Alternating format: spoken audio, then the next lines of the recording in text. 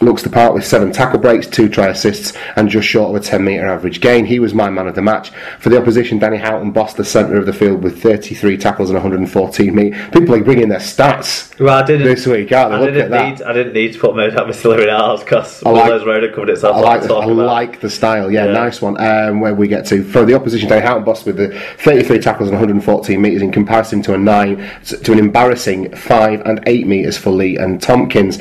Plenty to do for Saints on Thursday. Yeah, there's a different style of play factor to that, though. Yes. In terms of Danny Houghton might scoot more with Lee and Logan Tompkins.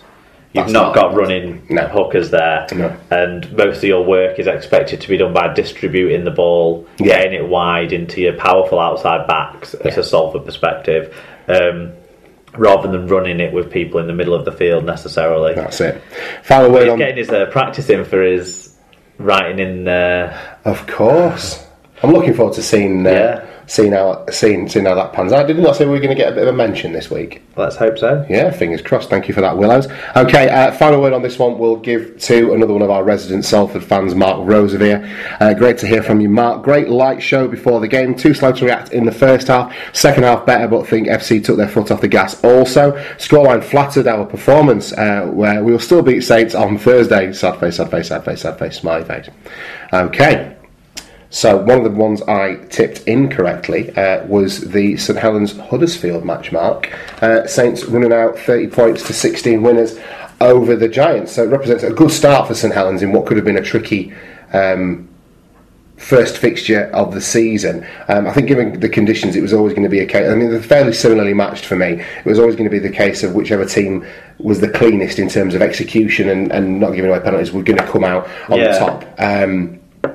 And Saints, a good powerful performance from Saints' pack. Luke Walsh had a strong game for St Helens as well. But I think the thing that marks this game out most for me are the injuries to some key players on both sides of the ball. James Roby is going to be out for a period of time, which is a massive loss for whenever he's not in the St Helens team. Definitely ruled out of the Salford game on Thursday, but potentially could be back the week after that. So that's good news in its own way, but he'll be a miss for when they play Salford. And also Huddersfield picked up injuries to Danny Brough and also Scott Griggs as well. Yeah, so they're two important players. To add to Wood and Robinson already being on the injury list. So they're scrambling about for players at the moment, Huddersfield, aren't they?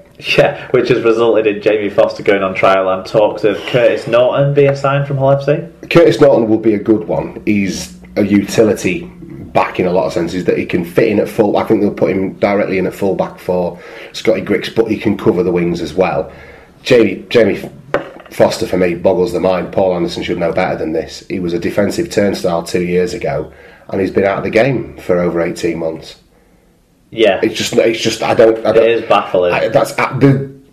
There must be nobody else out there. They must have very limited cap space, and there'll be nobody else out there for Jamie Foster to be getting even over the threshold. Because it's not like Jamie Ellis can't kick a goal. Exactly. I mean, they've got people who can put the ball over the net. So unless there's some kind of spot fixing allegation, thing going on at Huddersfield that Jamie Foster's going to be a part of, just roll up, get yourselves down the Huddersfield left edge, and take a few free spins, kids. I sincerely hope for Huddersfield that they don't sign. Yeah, but on the game, from the highlights I saw, it seemed like St Helens were just better at converting chances into points. Yeah, and especially on the back of kicks from Luke Walsh, which was a big factor in a number of the tries, wasn't it? And everyone seems to have been heralding the performance of Luke Walsh. Both coaches talked about it in the post-match interviews, for example. Yeah, and it's good to see him putting in some performances. I want to see him stay injury-free this season. And with Jordan Turner alongside him, no Theo Farge or Travis Burns in the squad as well. Is that through injury, do you know, or was that through selection? Well, I think it's through selection on the Travis Burns front, and Theo Farge is integrating into the squad still, isn't he? Yeah.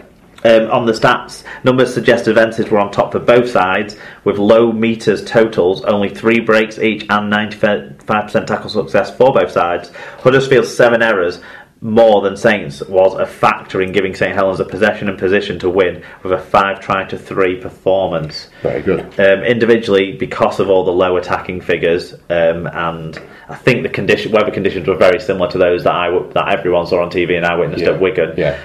Which, although credit to the St Helens ground staff, because the pitch certainly held up better than. Well, it's not built on a it's not built on a waste site and has 2 games of football on it every week during this ridiculous winter we've had. But anyway, they don't host Liverpool reserve games. 2 games of football. All right, okay. Like reserves and women, I think, playing on the DW as well. I'm just poking you through your cage, mate. Don't worry about it. It's not a great looking surface, is it? But, well, hey ho. Anyway, we'll get to that in a second. That's fine. That's little what they've got. Little victories. Mark Percival got 2 tries. Atalaya Vea got a try with 108 running metres, and Kyle Amor had a big 136 metre performance. The sort of leading prop on display. Jake Connor had a try and a try assist, and Jamie Ellis with 2 try assists were the most creative outlets for the Huddersfield Giants in this one. Fantastic. Okay, so Neil Connolly got in touch with us, said he was pleased how Saints played and had a kicking game for once. And Diane LBW, the grand old lady of the Super League pod, got in touch. She said it rained for most of the match at Langtree Park. The pitch looked a mess by the end of the game, just over 10,000 in. Lost Roby to injury in the second half. Surprise, surprise.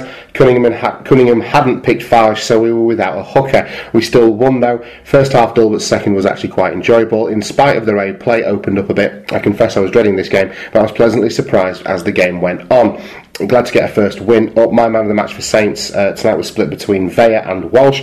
Vea worked his butt off and Walsh kicked beautifully. And then our friends down at the Fee FIFO Fun fanzine got in touch. They said the considerable difference between players gained and players lost showed for the Giants. I'm afraid it could be a very long season if we don't invest in some players to strengthen our tiny squad. Well, good news on that front then. There were, however, signs... Look, it's about time they had some injuries. They haven't had any for about 5 years. No, exactly. There were, however, signs that the 17 players who were chosen could do something, but that requires an injury-free season, which is already unachievable. I've just... realised I missed Brian Davies' email out of the Salford Hull FC roundup. Is that going to be pertinent towards the end of the show? It might come into focus at some Shall we point. hereby acknowledge that Brian Davies emailed the show? He did. So did Tim Griffiths as well, to their credit. Okay. But Tim's we'll get a mention for later on. Brian emailed us with the Salford fan meltdown. All right. I don't know if you saw it on Twitter. I saw it as the games were going on Friday night. But basically, this guy who was before the game, banging the drum and everything's going to be great this year, then wanting to shoot himself by full time and lost his car in the car park. Oh God. Yeah, I can see the document, but it's not letting me download it. I've just had a quick look on my phone. But thank you, Brian. I hereby acknowledge your contribution via email. Okay.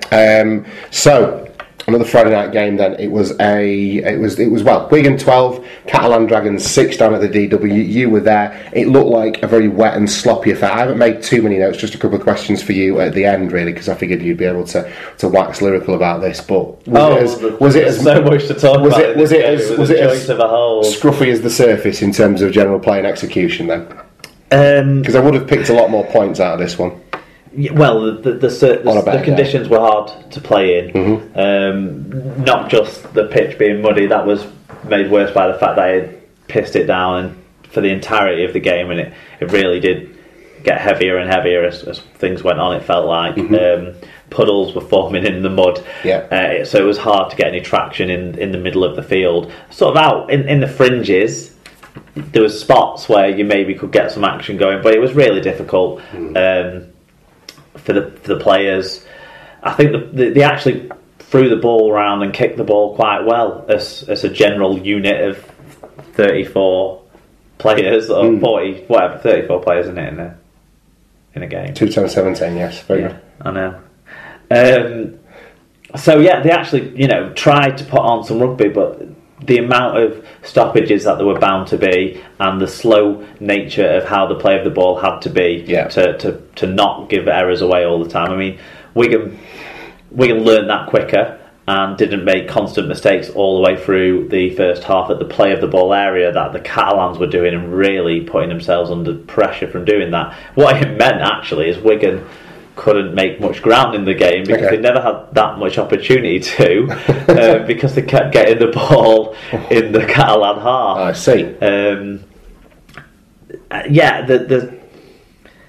The story of it, I suppose, was it never felt like Wigan were going to lose after the 2 early tries, even though we only scored a penalty in the second half. It just never felt like Catalans were ever going to be able to put it together enough to score another try. Wigan had a couple of tries disallowed, rightly, I would say, both by virtue of strong officiating from the touch judge rather than Mr. Thaler. Mr. Thaler seemed to be heavily reliant upon the video ref and make a few calls that another official, be it the video ref on the Catalan try or be it the sideline touch judge on a number of occasions, had to intervene in to make sure the correct call was given. Credit to the video ref for getting the McAlorum first try right, though, with the grounding. That was the second one, I think, with the double movement. Both of them went up. No, not the double movement. No, it wasn't the double movement one. The one where sorry, not the McAlorum try. The Catalan try. Yes, where Tierney kicks the ball and instantaneously your man grounds it. Well, I think that was that was the right call. I did wonder if he'd grounded it on Tierney's foot. No, I think there was some grass getting touched by the ball. Yeah. No, I agree. I think that was. It was a difficult one to see. I didn't see it live. It happened in in that amount of time, but downward pressure on the ball. All the video referee decisions were correct. I'd say. I agree. I don't have a lot to say about it because it wasn't that good. No. Matty Smith's kicking game, fluid as always, was a positive factor in terms of field kicking. That was his goal kicking. One of the biggest differences. His goal kicking was poor. The short range kicking wasn't great from him. Not as good as it was on the other side from Richie Myler. Actually, that was the one thing he did well. But the in-game kicking, he kicked a really good 40-20. He constantly had the fullback Tony Gigo turning around, not knowing quite where the ball's going to land. And there was also a couple of good kicks put in by George Williams, some really good chases by Anthony Gelling. He was my man of the match. John Bateman probably closely behind him with Matty Smith in a third position there. The interesting thing for me was Sean O'Loughlin playing at prop forward or being named on the team sheet at prop forward. What it actually resulted in is when he was on the field, there was kind of only one prop forward playing in the traditional prop forward role. He still did his fair share of getting into first receiver, playing a passing game, as well as running the ball. What was the thinking behind that then? Because your interchange bench will have been what? Clubb, Sutton, Tautai and Powell. I'm going to guess Powell, yeah. Why not play? Well, fair enough. I don't know. What's the thinking behind it, would you say? I assume they wanted to get Bateman in at loose forward. Right. And I assume they wanted to get Willie Isa integrated into the team. Okay. That's the only way I can assume. Willie Isa had a solid game. Yeah. Which is what you'll expect from Liam Farrell was our poorest performer on the day, which disappoints me every time. Disappointed me as well, considering his prevalence in my dream team. Because I love him particularly. Yeah, but a total. What other questions did you have to ask me then? It was just an off the cuff one really, just to do with Pat Richards' reception, because obviously he converted the try for Catalan. Was he well received by his old definitely, fan base? Yeah. Was that nice for him? His kickoffs weren't well received by our fucking defenders. They let a couple go that caused dropouts, and Catalan actually had 5 goal line dropouts in the game, which was an impressive achievement and led to them having a higher weight of possession. It was the second half where most of that happened, but off the back of 2 kickoffs, it was almost like we dreaded scoring because it meant we had to deal with his kickoff, something that we haven't ever had to do. No, he can just kick the ball off well, doesn't he? Good to see. You wouldn't expect it to be any other way, really, would you? No, he got a fantastic reception. The cheer and the applause when his name was read out on the team sheet was what you'd expect. He was loved by everyone. It's good to see him getting another. I'm quite nostalgic to see him getting another go round. There was a total of 32 errors in the game, and the second lowest total metres per carry, about 5.6 metres per carry, since the SLP records began. Wow! They're telling on how porous the spectacle this game ultimately was. On the key stats we normally look at, the teams balance each other out. Catalan's made better ground, but Wigan tackled better success rate. Catalan dropped more ball, but Wigan gave away more penalties.